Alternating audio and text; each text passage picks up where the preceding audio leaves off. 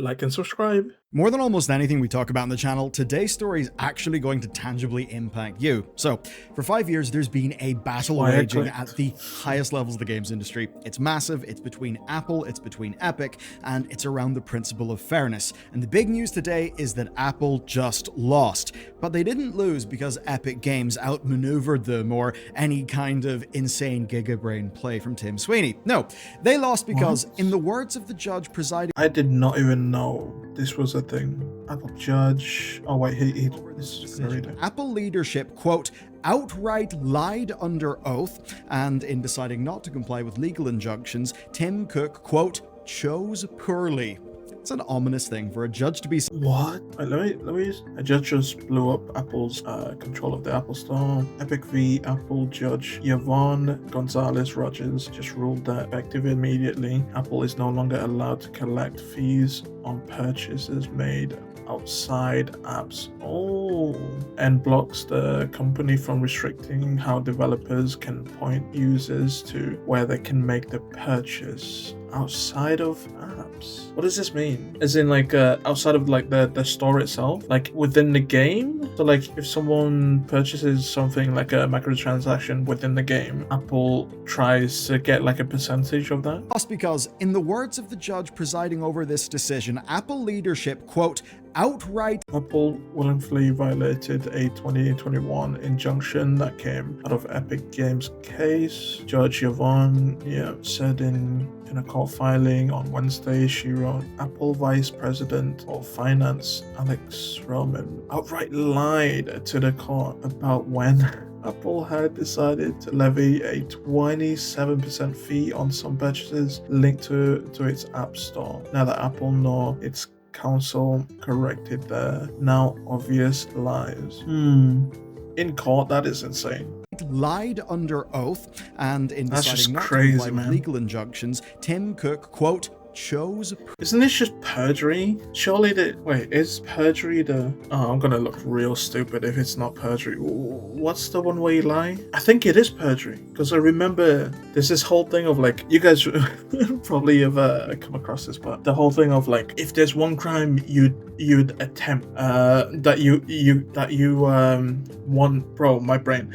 If there's one crime that you'll have to do, but after doing it, no one else will be able to do it ever again, what's the one crime that you do? Probably rephrased it differently, but like the popular answer, or like the big brain answer, is like perjury. That's why I remember it's perjury. That's lying in court. Anyway. Poorly. It's an ominous thing for a judge to be saying to you. This, though, is a dramatic case. It has impacts that will reverberate across the entire games industry, and honestly, far wider than that, meaning it truly will impact everyone who watches this video. Here's how all this started. So, Tim Sweeney is a man on a mission, and it's a mission that's cost him and his company more than $1 billion over... Oh, is that why...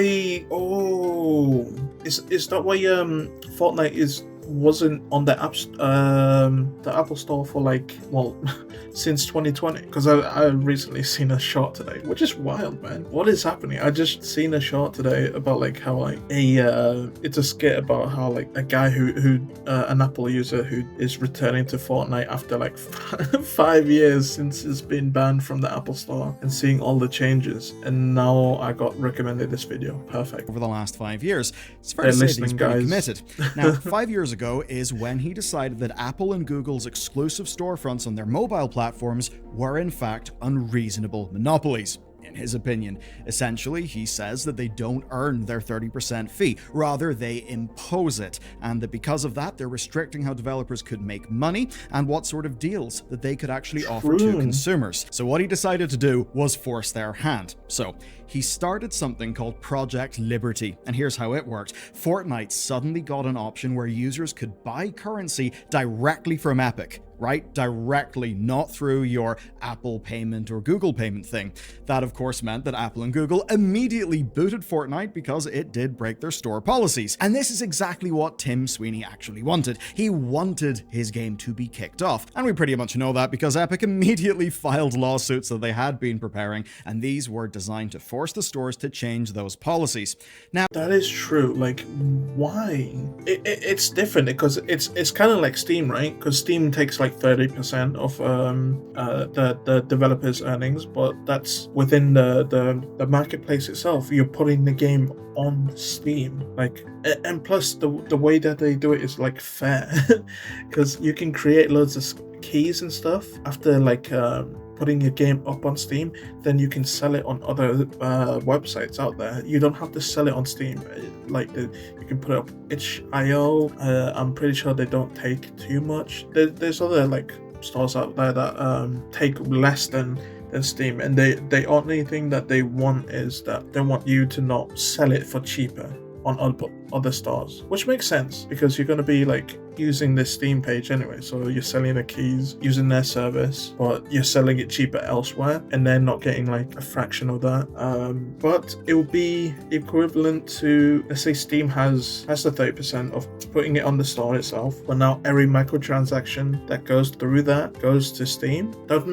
That would not make sense. I hope that's not what they do. I don't know. I'm not a developer, so I'm pretty sure I would have heard about it. But yeah, that's crazy, man. If they do microtransactions, come on, dude, really? It's already on the page, man. It's already on the page. They paid to be on the store page.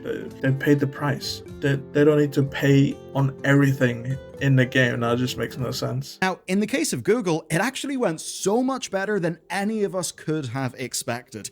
Evidence actually emerged that certain developers like Activision had been paid not to rock the boat, and that they deleted documents and were broadly proven to have acted unfairly. They lost on all counts as determined by a jury. The platform was opened up to new stores, and Google have appealed. It was a complete win for Epic, but their fight against Apple is an entirely different story. Things have begun to look This is sad because it takes like another big company to go up against like these huge established companies, and that's just sad to think about. Like the little guy who sat there in the store who also thinks like, yeah, that's true, man, that's true. They've been taking 30% for like how many years now that we've put our games on the store, bro.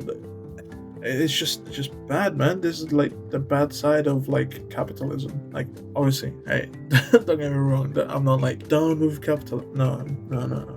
I can just see the bad side in it. Bad for Epic. You see, the outcome of that initial trial, the original one, was an almost complete defeat for Epic Games. They basically could not prove being the emphasis word there, that any kind of monopoly or unfair action was going on. But there was one exception. An injunction was placed against Apple, and this was to end anti-steering provisions. You might think, what is anti-steering? Well, it's actually pretty simple. So basically, it meant that Apple could no longer prevent developers from directing users to make purchases outside of the store. So basically, steering you, the customer, somewhere else. So as an example, that would be buying V-Bucks in Fortnite through a web client rather than through Apple's purchasing system, which would thus avoid Apple's 30% cut. Now, at the time, the judge said that Apple should be entitled to something, but that they can't force people to use their in-app purchase systems. Apple then spent 3 years appealing, Why? and, it's Apple. Why should they be? Because it's so weird. That is weird as hell, man. I'm trying to think, like, what? It's like a state fair, right? A state fair. Obviously, like a lot of like small businesses, small like mom and pop like pop-up stores wanna join it. It's huge. Big marketplace, they could earn loads of money. So they purchase a very expensive like permit to be there. But now all your sales, they're taking 30% on top of that. Brother, I paid the entry fee. Why are you just taking more on top? You're not cooking the thing. You guys aren't cooking it. The payment is already done. They don't need to pay. They're not making the skins or anything like that. Really got nowhere on that front. And this is when that same judge came back and filed a new injunction against Apple for their behavior in the last 3 years. And this one truly is remarkable, and depending on how things shake out, there could even be a criminal component. It's quite wild. So, it wasn't just for a lack of compliance with the original order, but for contempt of court, which is usually frowned upon. So much so that they've been referred to the US Attorney's Office to consider criminal contempt proceedings. Oh. That would be dramatic. Now, the judge essentially was not pleased that Apple implemented new costly fees around off-app purchases, where basically they were effectively replacing one anti-competitive process with another, meaning of course, devs lose, but also us customers lose. And while they were doing all that, they were also misleading the court over what they were doing. Here's a quote. That it thought this court would tolerate such insubordination was a gross miscalculation. As always, the cover-up made it worse. For this court, there is no second bite of the apple. Yeah, GG, Judge. Quite the zinger. So she laid out then some clear rules. These are practices that Apple are banned from. Number 1, imposing a fee in purchases made outside an app. That means that they have no reason, therefore, to track those purchases, the ones made outside an app. Ban number 2, setting conditions on how devs can direct users outside of an app, including restricting how links work. Basically, you know those design anti-patterns that are just trying to get you, the consumer, to clearly do something by, making a link look weird or a misleading design, that sort of thing. Third, banning certain types of app from directing users to outside purchases. And finally, using, quote, emotive language to persuade consumers to remain in the in-store purchase system. Basically, scaring people who don't know better, and, well, we've actually seen Apple do similar things, saying you can go and make a purchase, not using the App Store, but, the App Store's very secure and very... Yeah, that's what I was thinking. Like, they could put up warnings, like,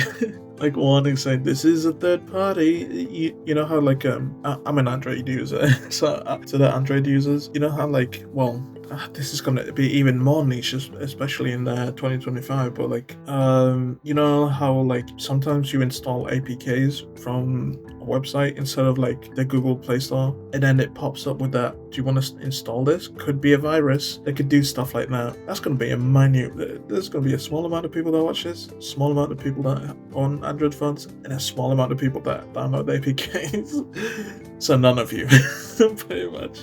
But that's the example I can think of. Very safe, which to an average person who's not tech savvy could basically look like it's Apple saying, hey, you could get scammed if you don't click this link. P.S. This link gets us lots of money too. And of course, the reason why these things are banned is, well, because Apple had been doing all of these things. That's what's led to this whole case.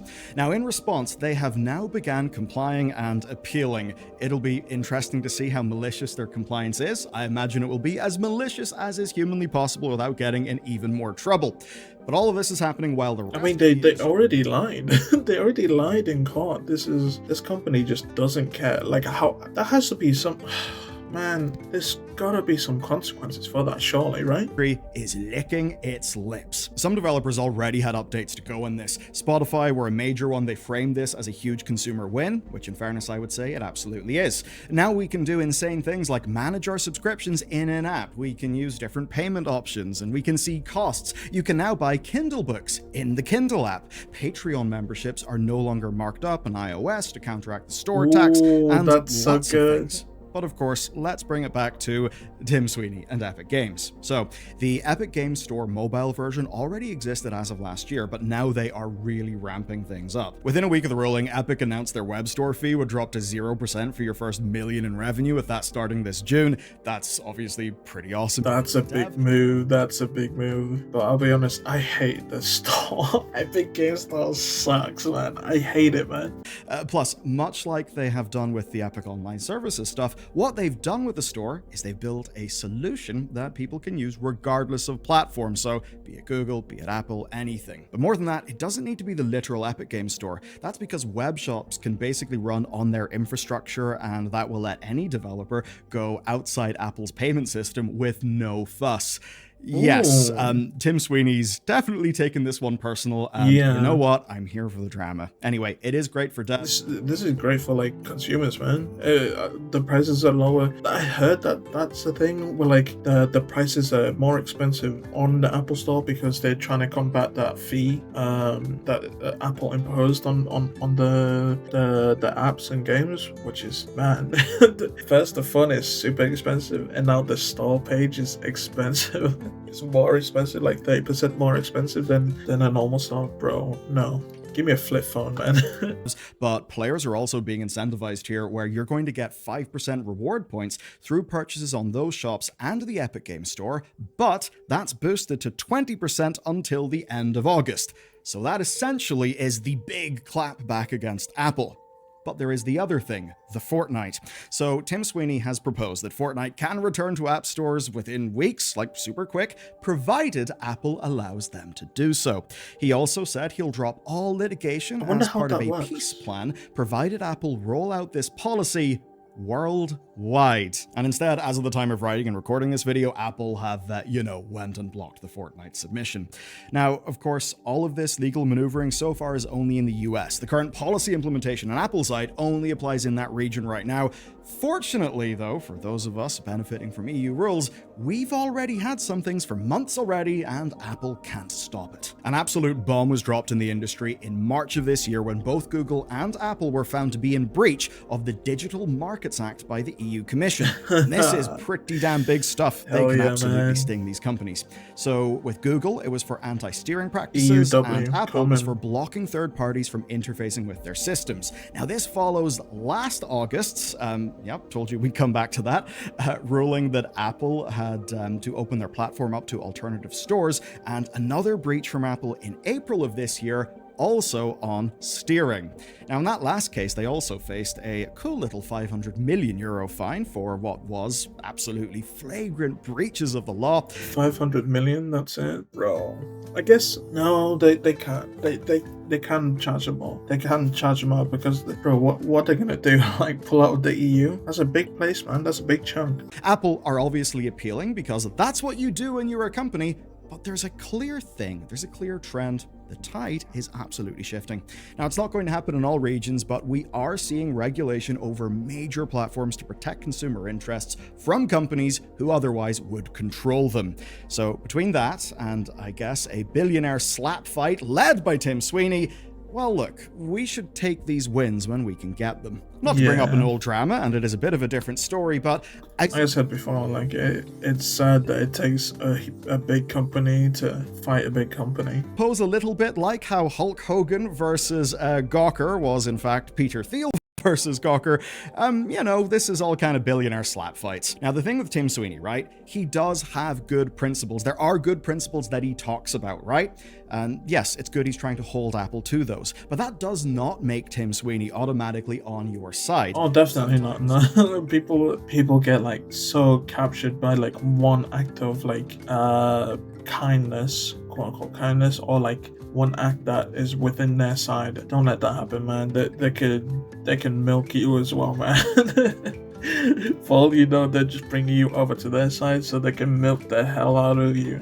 It just so happens that we're aiming at the same target. Now, he will end up benefiting from this massively and in a financial way. And of course, that's because his company is the one building the wraparound solutions that power these out-of-app purchases. And that's really big.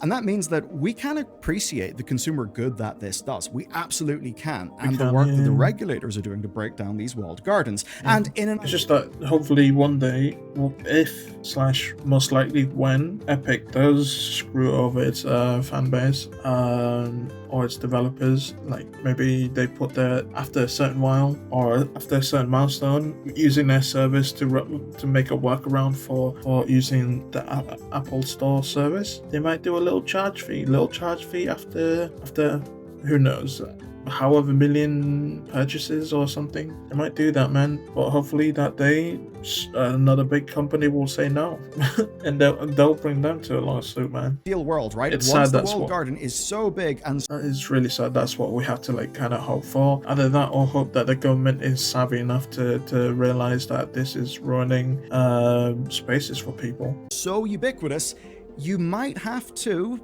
restrict the freedom of Apple to go and run a monopoly, because not only will it be good for consumers, it will also be good for competition. But I also do think, Standard Oil gets broken up. Who's left with the money to gobble up all the assets? Oh, pretty much the same people. So there's always that thing then where you can have these good pro-consumer regulations, but it's the incumbents with the resources who are immediately able to get around them or exploit the new opportunity. And Epic Games basically, doing its store as a backend to do payment providing for everybody else. Well, while it is good because it means there is more competition, it also does disproportionately benefit Tim Sweeney. So, it does. Tim Sweeney, you know what? You have led to a domino of events that I think is absolutely good for consumers, and I think it's good for developers. Okay, does this affect me? No.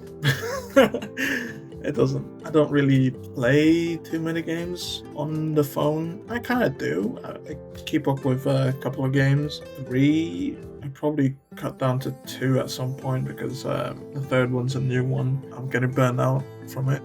But yeah, this doesn't really affect me, but it's good competition. It does also mean that we have to be wary because, hey, they can create their own monopoly after this. They are a corporation.